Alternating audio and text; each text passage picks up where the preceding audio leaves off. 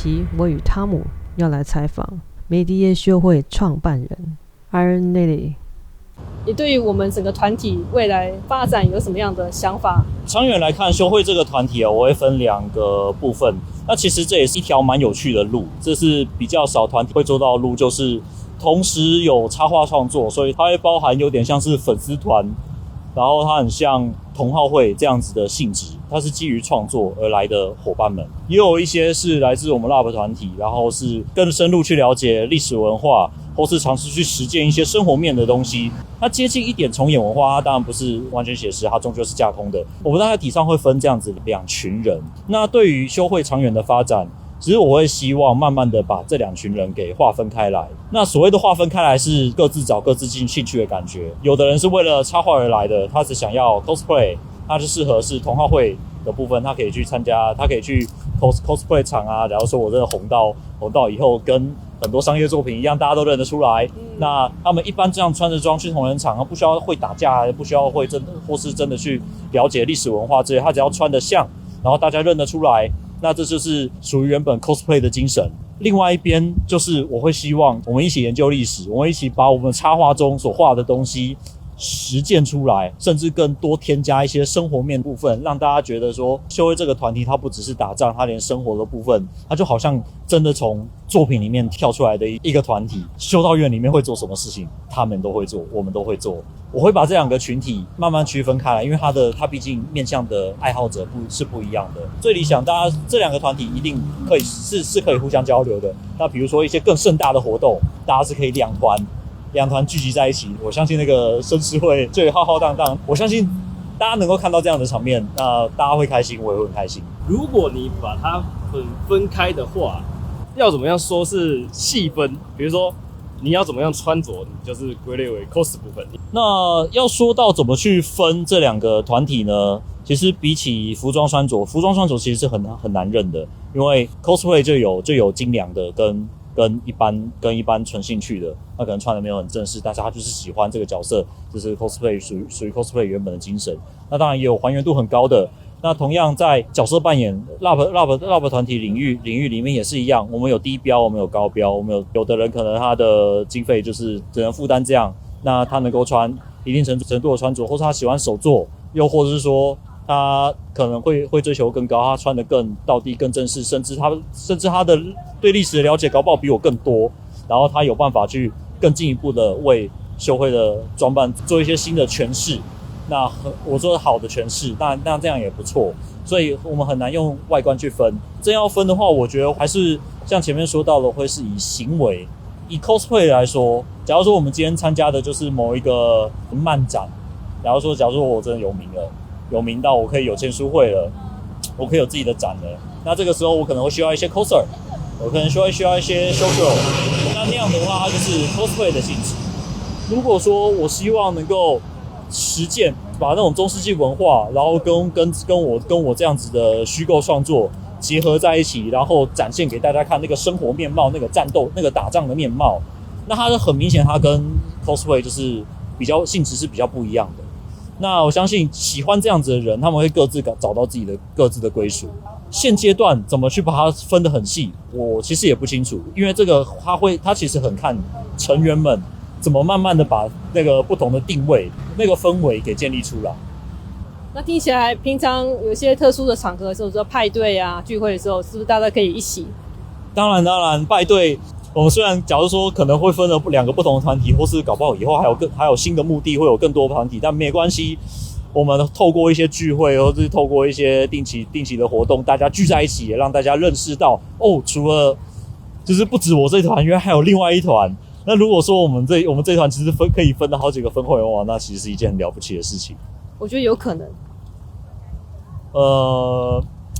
身为一个平常没有什么自信的人，我不敢说，但是我也希望能够有那一天到来。我相信其实现在已经有，坦白讲，海外。你说海外的部分，的确是，算吧，对不对？算，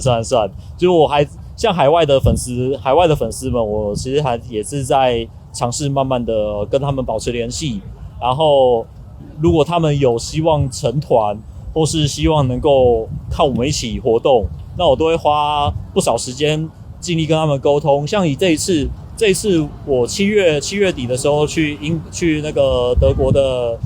Lab 活动的时候，就刚好有一位粉丝也要来，他就问我说，我能不能穿休会的服装来参加这个活动？我就跟他说，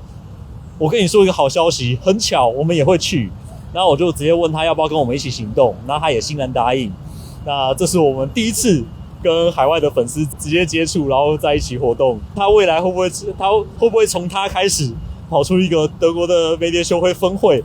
搞不好哦，我不敢想。我觉得这有可能，也许哦，我们可以抱持期待。那实在是太棒了。休会有什么定期的活动可以吸引我们这些新玩家进来的，或者是有什么定期的聚会可以让我们来了解？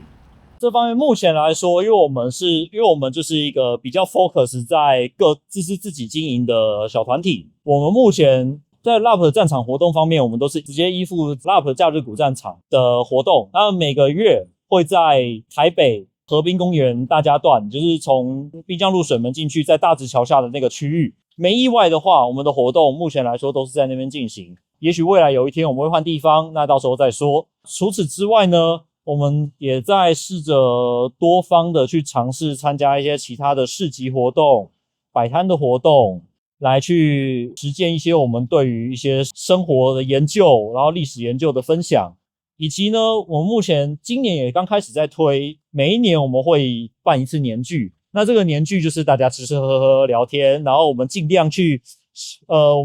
多带一些中世纪的元素进去。那像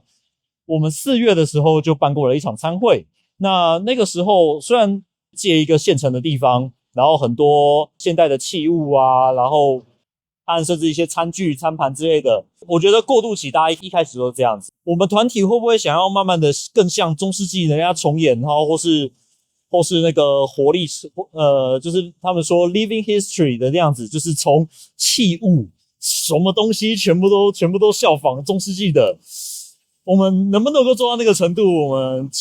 我们就是慢慢的走看看，因为毕竟这不是我们台湾的文化。那对我们来说，要从上到下面面俱到全部都做到那个程度，其实是一件非常花钱花时间的事情。台湾 LARP 跟国外 LARP 是想要发展台湾自己的 LARP， 那台湾的自己的 LARP 是什么？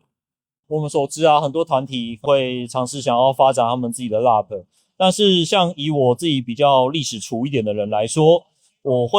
一般来说我会比较看重 LARP 的起源。LARP 啊，我们现在所熟知的 LARP， 它的起源它确实就是来自德国，在维基百科上都查得到，然后在德国一些很老的活动，那官网上面它都会写他们的起源。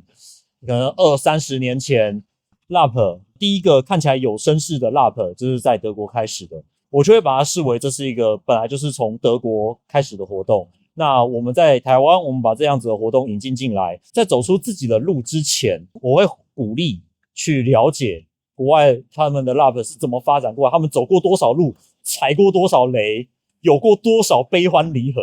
就像我们引进一些技术一样，就是前人已经踩过的路，那我们去学习，我们去了解。那在我们了解透彻之后，我们再去